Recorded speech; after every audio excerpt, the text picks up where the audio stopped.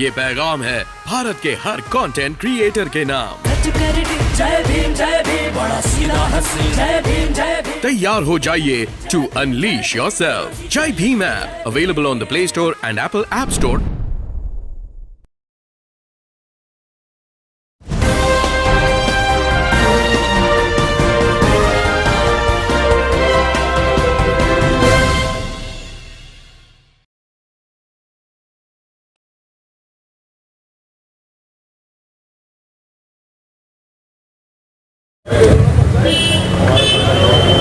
हमारे देश के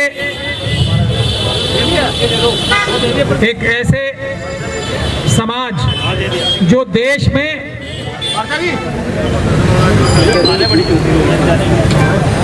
देश के लिए सबसे बड़ी जिम्मेदारी निभा रहा है,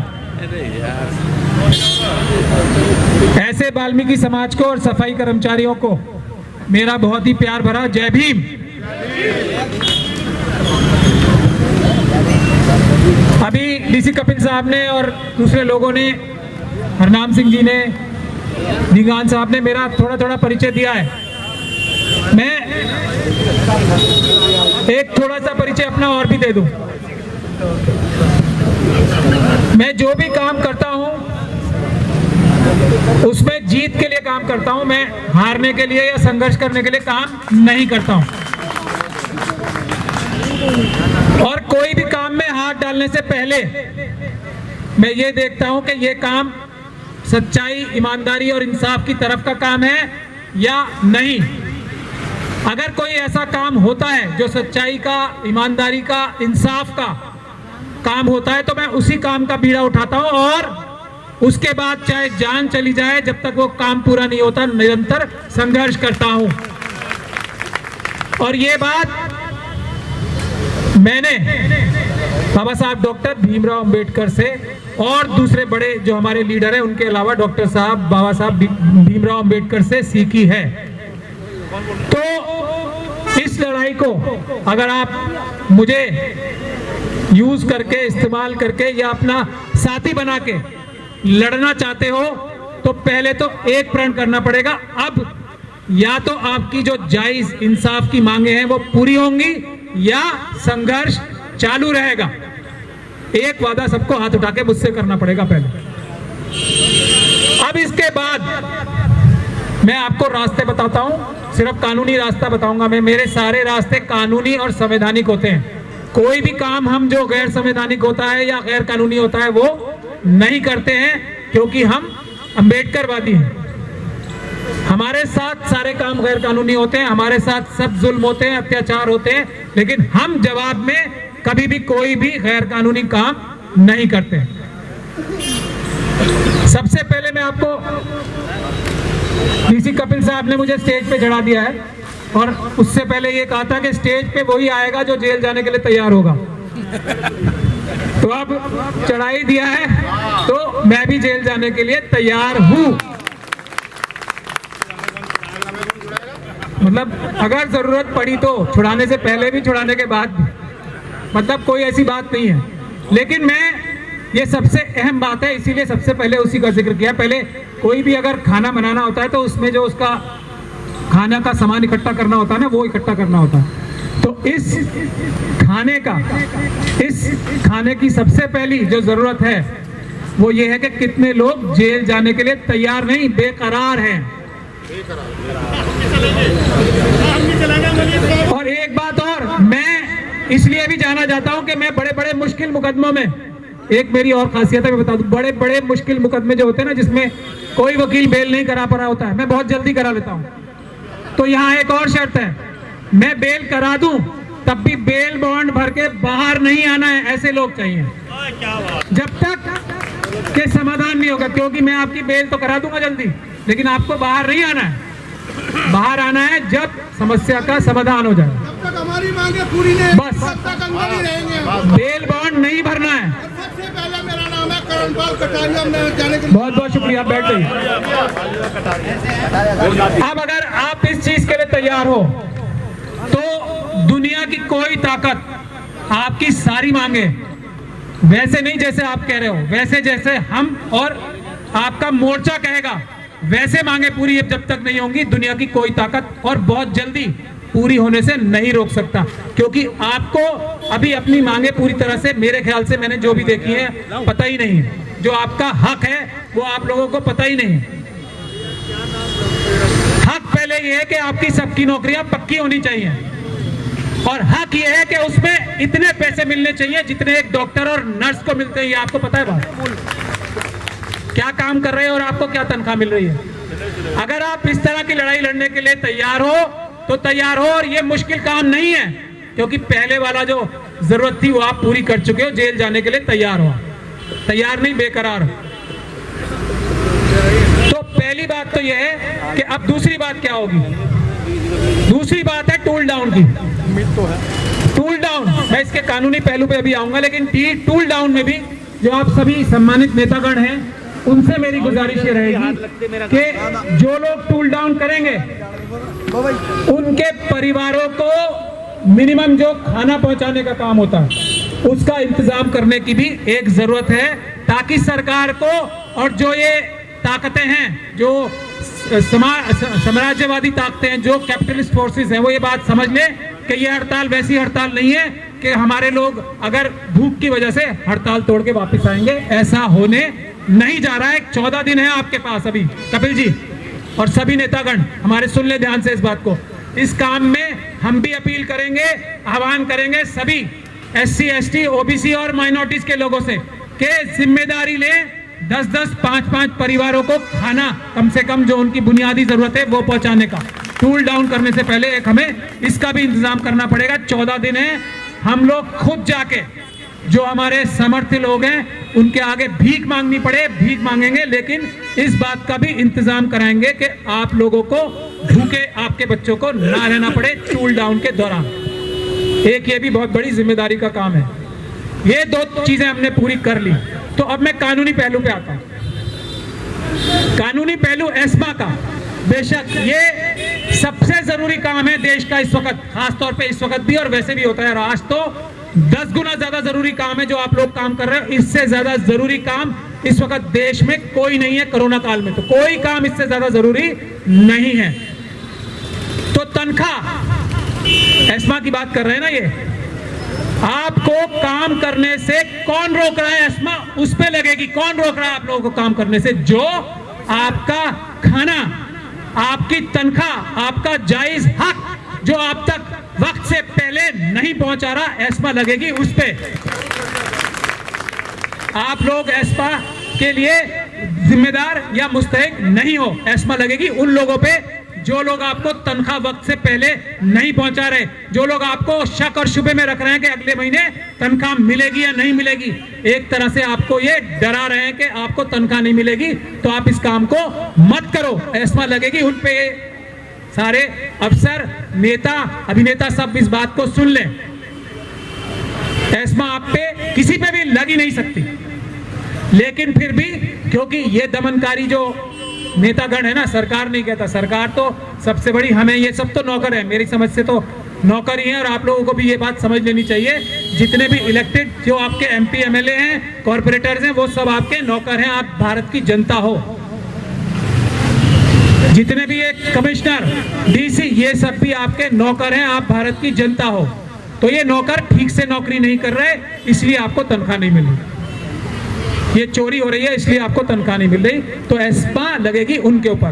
दूसरी बात ये, तीसरी बात ये है कि हम लोगों को, आप लोगों को परेशानी करने की क्यों जरूरत पड़ रही है, और आपसे क्यों गुजारिश कर रहे हैं? क्यों हम कोर्टों में केस डालने के बाद भी कामयाब नहीं हो रहे? ये बहुत जरूरी बात है, क्योंकि केस हमने डाल रखा है, हरनाम सिंह जी के नाम से केस डाल रखा है आपकी तनख्वाह दिलवाने का।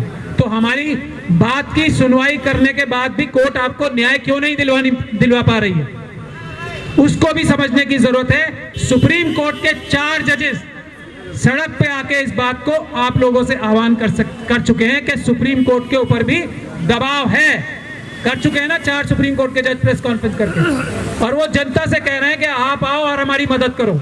जो हमारे आज के सुप्रीम कोर्ट के चीफ जस्टिस हैं, वो वकीलों से ये कह रहे हैं कि आप ये काम करो जो मैं इस वक्त कर रहा हूं, आपके साथ बैठ के यहाँ पे धरने में शामिल हो रहा हूं। ये हमारे सुप्रीम कोर्ट के चीफ जस्टिस साहब ने सभी लॉयर से कहा है कि आप लोग सोशल एक्टिविज्म करो, आपकी जिम्मेदारी है।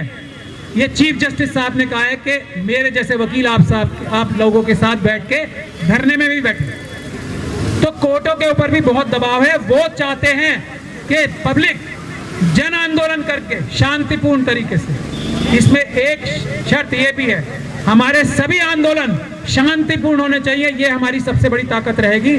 जैसे ही कोई भी आंदोलन में शांति भंग होती है, और शांति भंग कराने वाले हमेशा बेईमान लोग सामने वाले होंगे, ये बात समझ लो। शांतिपूर्ण ढंग से प्रदर्शन करना, आंदोलन करना, ये कोर्ट हमसे चाहती है। बोल नहीं सकते कोर्ट के लोग, लेकिन वो चाहते हैं, क्योंकि उनके ऑर्डर्स भी पूरे नहीं किए जा रहे हैं। कोर्ट कोशिश करती है पैसे दिलवाने की। आप लोग अगर हियरिंग सुनोगे तो सरकारी अधिकारियों को इतना लड़ताड़ते हैं कि जिसका कोई सीमा नहीं है। लेकिन कोर्ट भी अब हमें ऐसा लग रहा है मजबूर हैं, सरकारी अधिकारी उनको कोई ना कोई झूठ बोल के बहाना करके भाग जाते हैं। बड़े बड़े वकीलों के ऊपर करोड़ों रुपए खर्च करने के लिए इनके पास कमी नहीं है। आप लोगों को पैसे, आपकी तनख्वाह देने में कमी है।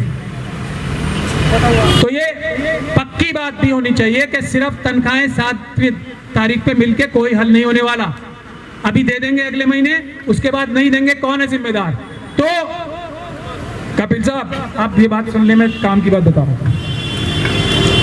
हमें ये गारंटी चाहिए कि सरकार एक अलग बैंक अकाउंट खोलेगी आपकी तनख्वाहों के लिए, और उसमें कम से कम 3 या 4 महीने का एडवांस पैसा जमा करके रखेंगे।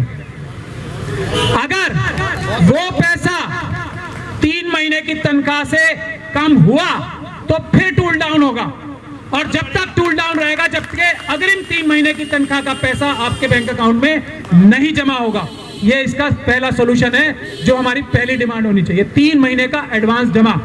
और ये इस बार अगर मुआहदा होगा तो वो कॉम्प्रोमाइज ऐसा होगा जो कोर्ट में भी फाइल होगा, और उस पर कहा जाएगा कि सरकार इस बात को तैयार है कि आप लोग टूल डाउन करो अगर 3 महीने से कम का पैसा जमा नहीं होता है उसमें।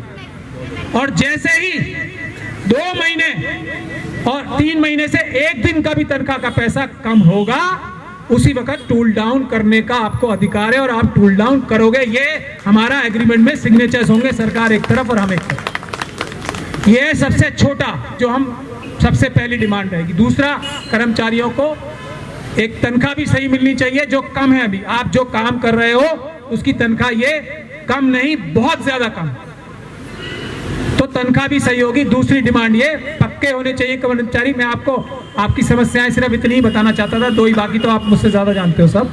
कि एक तो आपकी तनख्वाहें कम है, और तनख्वाह की गारंटी आप लोगों को नजर आनी चाहिए। जबान पे किसी की भरोसा नहीं करना है, कोई भी हो।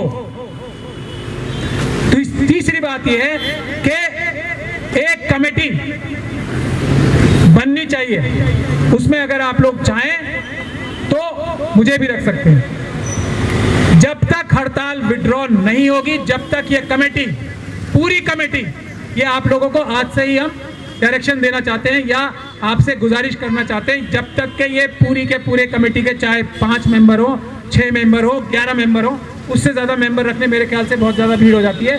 जब तक ये 11 मेंबर या 5 मेंबर, ये मैं उसमें मैं अपनी टांग नहीं अड़ाना चाहता, तो तब तक ये पूरे सारे मेंबर्स आके वीडियो जारी नहीं करेंगे प्रेस कॉन्फ्रेंस करके। तब तक कोई कुछ कहता रहे, 5 या 11 के 11 एक साथ बैठ के प्रेस कॉन्फ्रेंस करके, जब तक टूल डाउन करने का नहीं कहेंगे, कोई कुछ कहता रहे, टूल डाउन खत्म नहीं होना चाहिए। जहां तक कानूनी मदद की जरूरत है, ये हमारा फर्ज है, क्योंकि हम अम्बेडकरवादी हैं, तो इसमें कोई वो नहीं है। और मैं आप लोगों के सामने खड़े होके, प्रेस के सामने खड़े होके ये वादा करता हूं कि चाहे कितने भी मुकदमे लग जाएं, हम आपका काम करेंगे। जितने भी केसेस लग जाए, हम आपका काम फ्री में करेंगे। पार्टी का मेयर बनता है, वो आपका आदमी नहीं होता है। आपके पास, मुस्लिम समाज के पास और शेड्यूल कास्ट समाज के पास इतनी ताकत है यहाँ पे, सिर्फ इसमें ईस्ट दिल्ली में, कि अपना मेयर बना सकें। ये चुनाव में ही मगर वो एक अलग बात है। उसके बगैर ये परमानेंट सॉल्यूशन नहीं होने के, सरकारें हमें SC, ST, OBC और माइनॉरिटीज की लानी पड़ेंगी, तभी परमानेंट सॉल्यूशन होगा। लेकिन तब तक के लिए हम लोग क्या कर सकते हैं, वही रास्ते हम कानूनी और संवैधानिक बता रहे हैं। तो ये महत्वपूर्ण बात है कि हम लोग जब तक 14 दिन का आंदोलन, तो मेरे ख्याल से मेरी तजवीज़ है, आप लोग अपनी कमेटी में बैठकर डिस्कस कर सकते हैं कि 3 महीने की तनख्वाह एडवांस में जमा होगी।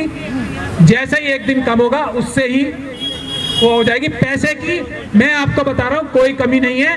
और जो हम कोर्ट में भी आर्ग्यू कर रहे हैं कि जब इससे ज्यादा जरूरी काम कोई है ही नहीं, तो सबसे पहले अगर एक भी पैसा खर्च होता है, सबसे पहले इन तनख्वाहों पे आपको पैसे देने के लिए सबसे पहला खर्च होना चाहिए। उससे पहले कोई खर्चा होना ही नहीं चाहिए। मैं देखता हूं कहां से के पैसे की कमी आती है। दूसरे कामों के लिए पैसा क्यों जरूरत है, पहला काम ये है। पैसे की कोई कमी देख लेंगे आप फिर लोग सब कि पैसा फिर बहुत आ जाएगा सब MCDs के पास। आपको तनख्वाह देने के लिए पैसे नहीं है, बस पैसे की कमी है ही नहीं। ये झूठ है, ये गलत बयानी है। पैसा चुराया जा रहा है, इसलिए पैसे की कमी बताई जा रही है। आज करप्शन खत्म कर दे, पैसा इतना हो जाएगा, शायद आपकी तनख्वाहें डबल हो जाएंगी। जो करप्शन चल रही है ना, उसकी वजह से पैसे की कमी, और वो भी दिखाने के लिए। तो मेरा आप लोगों से निवेदन यही है, ये वादा भी है कि इस बार जो आप शुरू करें काम, तो ये फॉर्मूले के साथ करें। मैं समझता हूं अगर ईस्ट दिल्ली वालों ने ये कर लिया, तो पूरी दिल्ली के सफाई कर्मचारियों को ये फैसिलिटीज ऑटोमेटिक मिल जाएंगी। तो इतनी बड़ी जिम्मेदारी आपके ऊपर है, इस जिम्मेदारी को निभा सकते हैं तो एक बार फिर हाथ खड़ा कीजिए, क्योंकि ये जिम्मेदारी का काम है। इस बार ये आंदोलन फेल नहीं होना चाहिए। बस जेल जाने के लिए अब तैयार रहिए, मैं बेल करा दूं तब भी आपको बाहर नहीं आना है। और हम करेंगे भी ऐसा। देखिए, ज्यादातर जो एक कमेटी बन रही है आपकी, वो लोग तो जेल ही चले जाएंगे। तो प्रेस कॉन्फ्रेंस तो जब ही करेंगे ना, जब बेल करके बाहर आ जाएंगे, तो सरकार आपको खुद ही जेल से बाहर लाएगी, आपके पैर पकड़ेगी और आपको जेल से बाहर भी लाएगी। तो जेलों में सरकार पुलिस का डंडा इसलिए इस्तेमाल करती है, जो लोग अपनी जायज डिमांड्स करते हैं, खासतौर पे SC, ST, माइनॉरिटीज और OBC के लोग, क्योंकि वो चोरी कर रहे हैं और उनको आपको डंडे से दबाना है। आप सच बोल रहे हो, वो झूठ बोल रहे हो। तो मेरे पुलिस के अधिकारी यहाँ है नहीं, अगर हो तो सुन ले। मैं हर जगह ऐलान करता हूँ कि मेरे ये सारे मुवक्किल हैं। मुझे लीगल एडवाइजर, तो हाथ उठा के हर जगह मैं गुजारिश करता हूँ, अगर मुझे लीगल एडवाइजर चुनना है तो हाथ उठा के, उसकी भी वोटिंग होती है। सारे लोग मुझे लीगल एडवाइजर बना रहे हैं। मैं शाहीन बाग में भी ऐसे ही करता था, हर जगह पूरे देश में।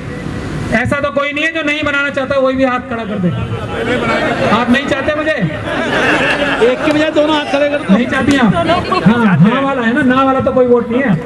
तो आप पुलिस के अधिकारी समझ लें, पुलिस के अधिकारी समझ लें, अगर इनके उंगली भी लगा दी हमारे मुवक्किलों के, तो फिर जेल में भिजवाऊंगा, क्योंकि वो गैर कानूनी उंगली होगी। ये मैं हर जगह से ऐलान करता हूँ। इसीलिए पुलिस को सबसे पहले बताता हूँ कि पुलिस वो काम करे जो संविधान और कानून कहता है।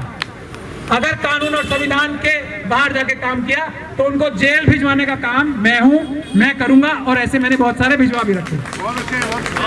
तो पुलिस से सबसे पहले मैं होशियार कर देना चाहता हूं कि पुलिस हमारे लोगों के साथ कोई भी गैर कानूनी काम, कोई भी दबाव, कोई भी डराने का काम बिल्कुल नहीं करे, वरना हम मुकदमा कराएंगे पुलिस के खिलाफ। तो अब इन सब बातों के साथ मैं यही गुजारिश करूंगा कि आप लोग जय भीम करके इस आंदोलन को आगे बढ़ाएं। मैं दिन रात आपके साथ हूं, जब मेरी जरूरत पड़ेगी मैं और मेरी टीम आपके साथ खड़ी रहेगी। लेकिन अगले 14 दिन में या उसके बाद, मुझे नहीं लगता ज्यादा से ज्यादा इसमें और 14 दिन लगे। 1 महीने का काम होगा बस। 1 महीने से ज्यादा मुझे नहीं लगता कोई भी जरूरत पड़ेगी। बस 1 महीने की हिम्मत आप लोग कर लें, एक साथ रह के, बाबा साहब को ध्यान में रख के, एकजुट रह के, आपस में चाहे कुछ ना कुछ मनमुटाव होते रहते हैं, उनको सबको भुला दें। ये आप लोग कामयाब होंगे, आपकी हर मांगे पूरी होंगी। और ये बुनियादी मांग पूरी करने के बाद, 3 महीने वाली, 3 महीने का एडवांस जमा कराने के बाद, हम अपनी बाकी मांगे भी पीसफुल तरीके से आंदोलन करके, संवैधानिक तरीके से पूरी कराएंगे। ये भी आप लोगों के हाथ में ही है और हम आपसे वादा करते हैं कि इसके लिए भी पूरा प्लान बना के आपके साथ संघर्ष किया जाएगा। जय भीम।